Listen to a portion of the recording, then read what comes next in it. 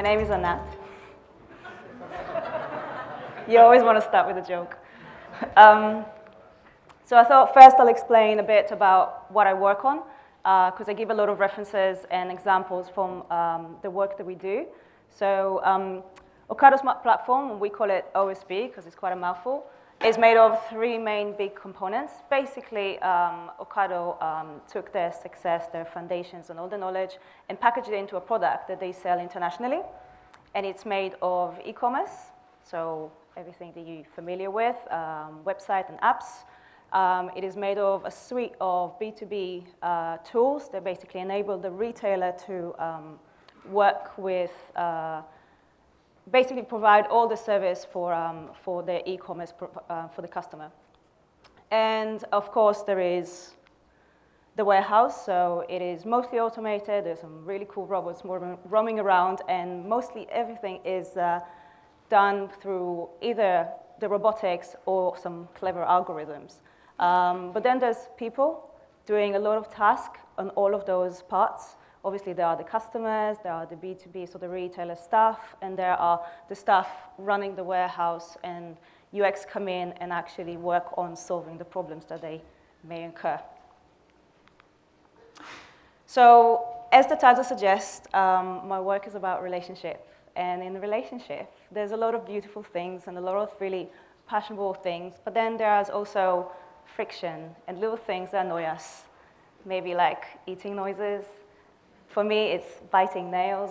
I think we all have at least one thing that we don't really like. And those frictions, they can become a bit of much more in a relationship, and they could really affect you. And then it could come to the point when there is the necessary talk about it's time for a breakup. And this is not something we all enjoy, but actually we all have left a job, maybe left a relationship, or left a product. So I want you now to think about this in a consumer world. We all have apps on our phones, and we all use tools on our computers. So I want you to think about one tool that you really love. Do you have it? And now I want you to think about one tool that you hate, or maybe don't like. Yeah? So when it comes to the tool that you don't like, sooner or later, it's going to end up in the bin. You'll say, there's enough friction in there that I can't have it anymore, and I'm going to move on to something else. Maybe the friction was too much for you, and even without an alternative, you're going to leave, or maybe you just found something better and you're trying to experiment with it.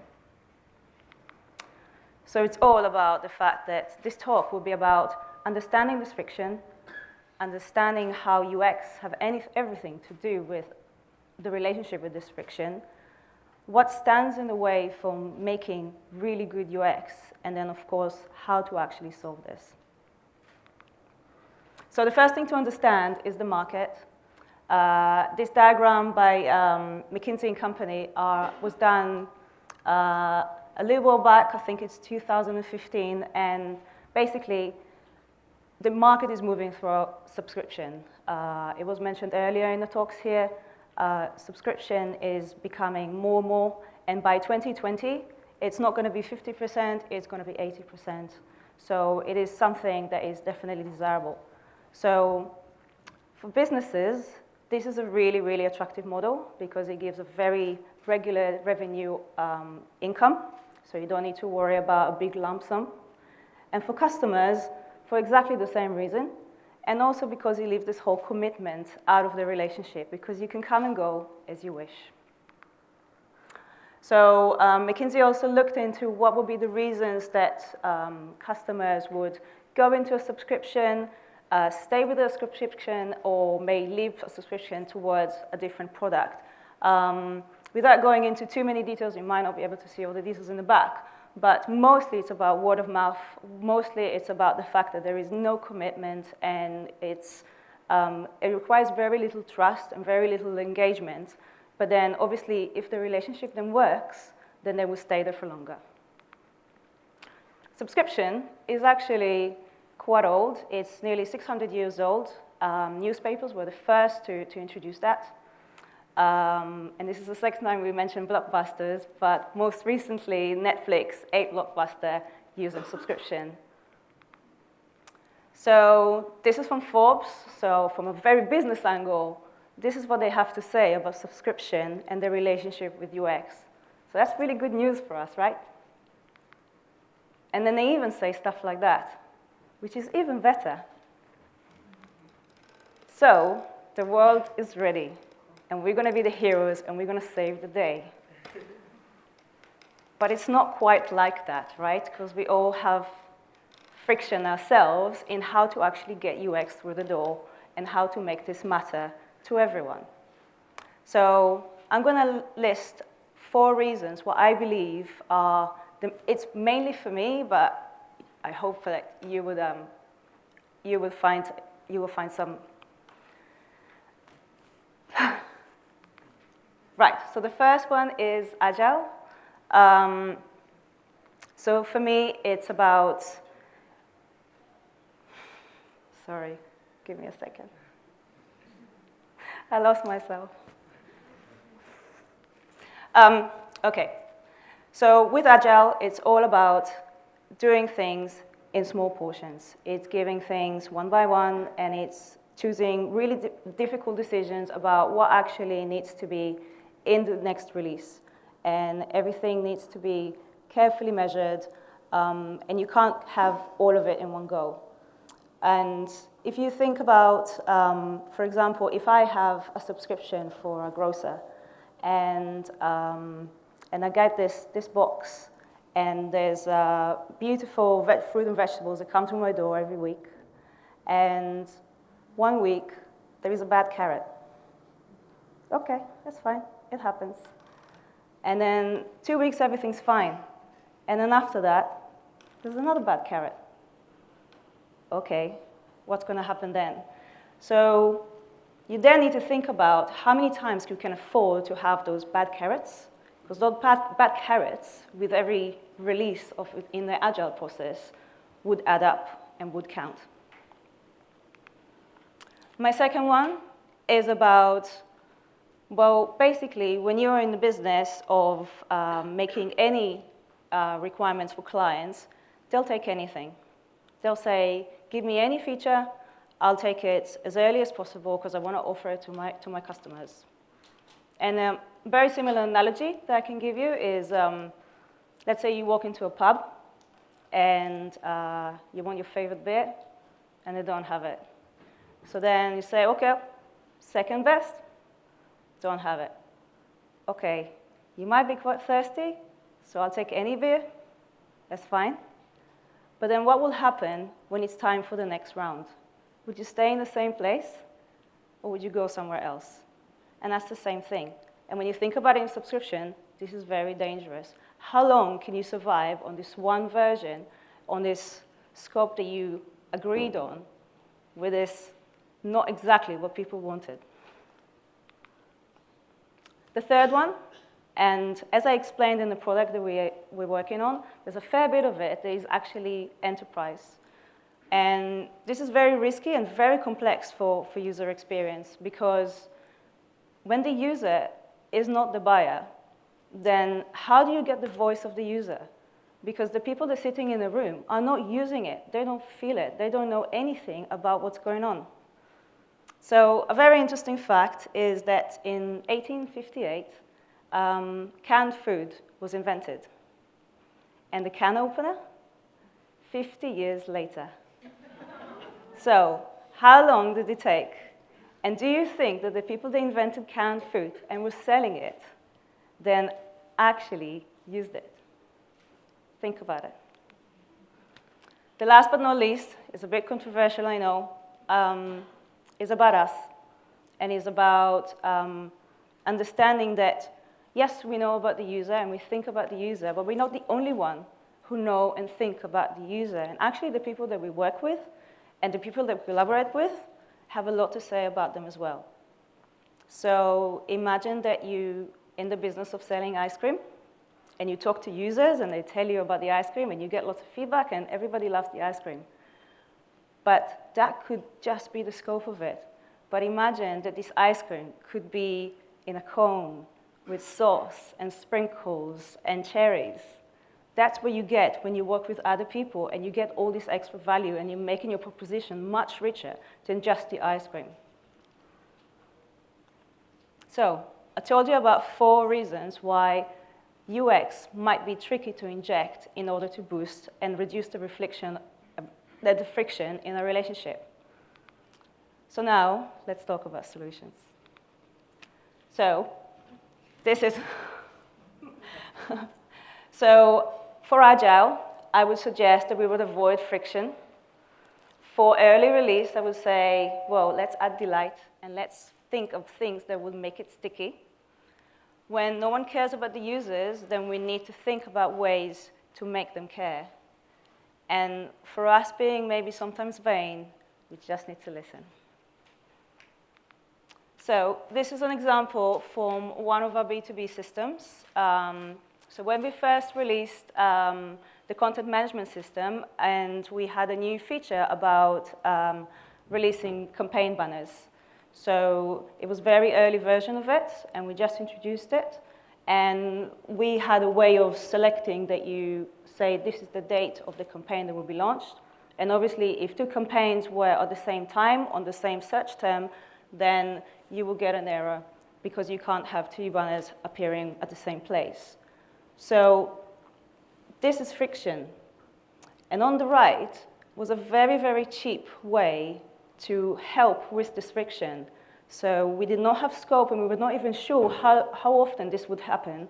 So we didn't think that we need to actually invest in solving all the edge cases and looking at all the situations and how to actually solve the problem for the user. So we said, we let the user solve the problem and change the dates the way they choose to. But at least we explain it to them, and at least we give them a link to see the other campaign that it's clashing with, and it's a lot better than just leaving them not knowing what to do next.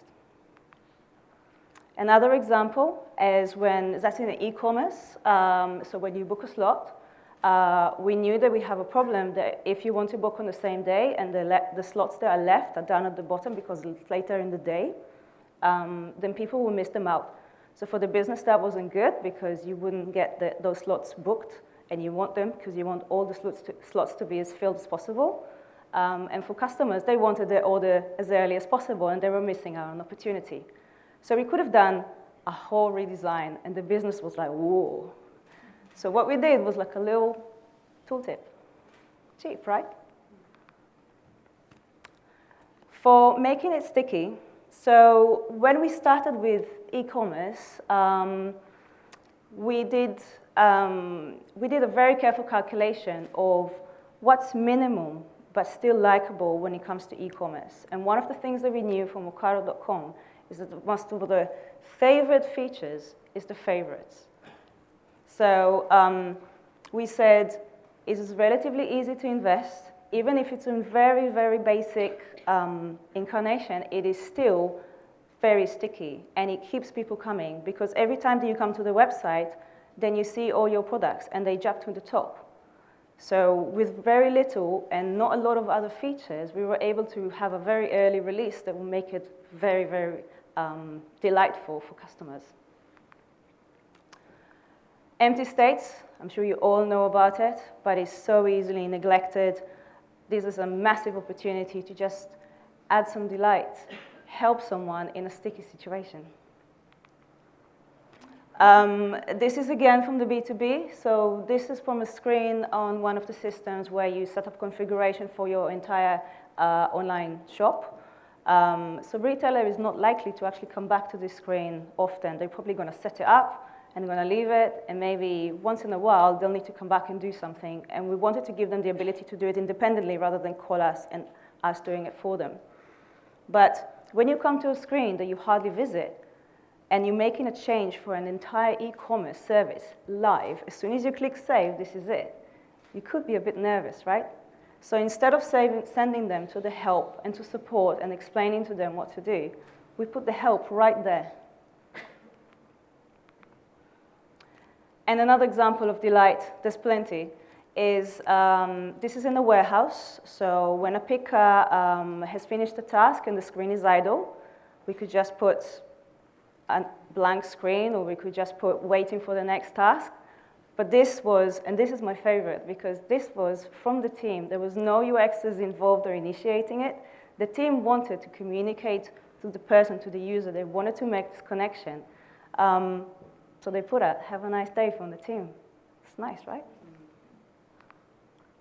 Right, so for caring about users, you need to talk numbers. And it's quite hard, but there are methods to do that. This is just one example.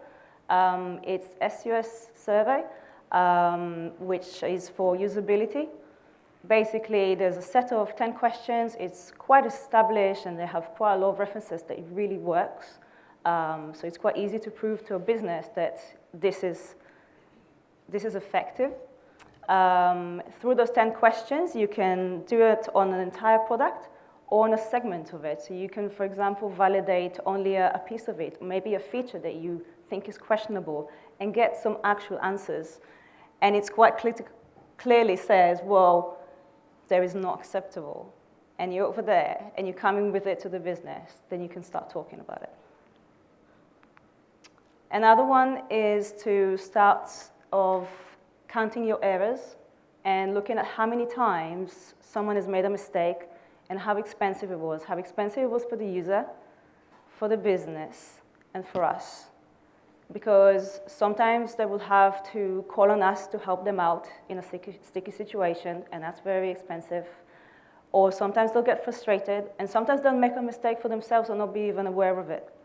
And if we start to measure those things and start talking to the business, then we can say, look, with UX, I can fix this. And then you start showing the power, and you start showing that it cares. And about us. So if you Google UX, that's typically what you will see. This is what UX do. And where are we? In the middle. Where, in fact, in the world that we work in, we are not in the middle. We are a part of an entire ecosystem of people that have touch points and do care. And actually, quite a lot of them are in direct contact with the user, just like us, just from a different point of view, and they will have different conversations. So if I give an example, we had a piece of work doing about our loyalty scheme.